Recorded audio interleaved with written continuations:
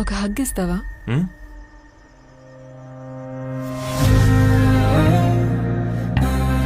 లివింగ్కే chance లేనోడిని living together life బతికేస్తాం.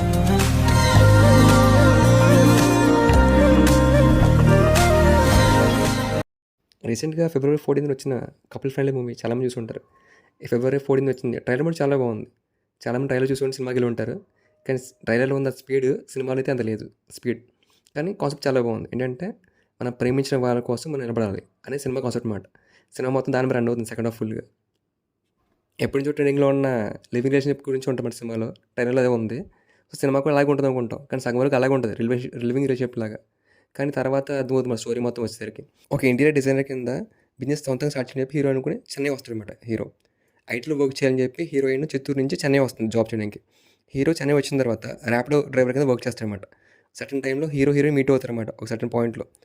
కలిసిన తర్వాత next వాళ్ళు ఒకే హౌస్లో ఉంటారన్నమాట కలిసి లివింగ్ రిలేషన్షిప్లో. హీరోయిన్ సపోర్ట్తో హీరో గారు బిజినెస్ స్టార్ట్ చేస్తారన్నమాట. హీరో బిజినెస్ కూడా సక్సెస్ అవుతుంది. హీరోయిన్ బట్టి ఇంకా ట్రై చేస్తుంటుంది అనమాట ఐటీ జాబ్ కోసం. సో హీరో బిజినెస్ బిజీగా ఉండడం వల్ల హీరోయిన్ కొంచెం పట్టించుకోవడం అనమాట కొన్నిసార్లు.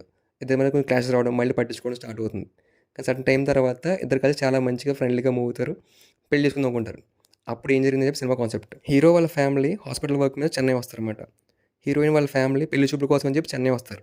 హీరోయిన్ ఫాదర్ రాజు కనకాల తెలుస్తుందన్నమాట హీరో గురించి ఎలా ఉన్నారు ఇద్దరు కలిసి అని చెప్పేసి. ఇంకిద్దరు ఫ్యామిలీ కూర్చొని కలిసి మాట్లాడుకుంటారన్నమాట పెళ్లి కోసం. కానీ రాజు కనకాల పెళ్లి ఒప్పుకోవడమాట వీళ్ళిద్దరికి ఇచ్చి పెళ్లి చేయడానికి.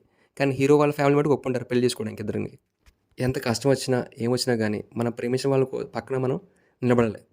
మనం ప్రేమించిన వాళ్ళ కోసం మనం తోడుగా ఉండడమే నిజమైన ప్రేమ అని చెప్పి సినిమాలో కాన్సెప్ట్ మాట యాక్చువల్గా వచ్చి. హీరోయిన్ కూడా హీరో అంటే చాలా ఇష్టం కాబట్టి హీరోయిన్కి పెళ్లి ఫిక్స్ అయినా కానీ ఆ పెళ్లి కొడుకు వెళ్ళి మాట్లాడదన్నమాట హీరోయిన్. నాకు తనంటే ప్రేమిస్తానని చెప్పి చెప్పేస్తామాట హీరోయిన్ పెళ్లి కొడుకుకి. పెళ్లి కొడుకు ఓకే చెప్తాడనమాట. ఈ విషయం హీరో గారికి తెలుస్తుందన్నమాట. సో తను ప్రేమించిన హీరో కోసం హీరోయిన్ నిలబడుతుందన్నమాట. ఈ కాన్సెప్ట్ హీరో గారికి చాలా అర్థమవుద్ది క్లారిటీగా మొత్తం అంతా. సో తన కోసం ఉందామని చెప్పి వెళ్ళే టైంకి కరెక్ట్ హీరోయిన్కి ఒక హెల్త్ ఇష్యూ అని చెప్పి విషయం అర్థమవుతుంది.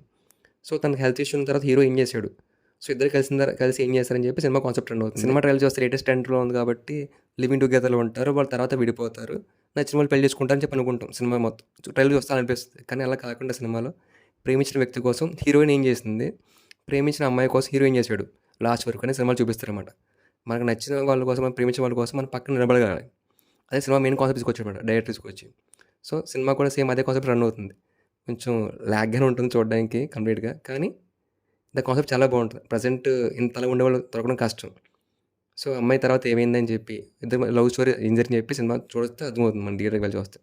కొంచెం ఓపిక కావాలి చూడడానికి, కానీ మంచి కాన్సెప్ట్ మూవీ తీసుకొచ్చారు. ప్రజెంట్లో ప్రేమించుకుని విడిపోయి వేరే వాళ్ళు పెళ్లి చేసుకునే టైప్ కాకుండా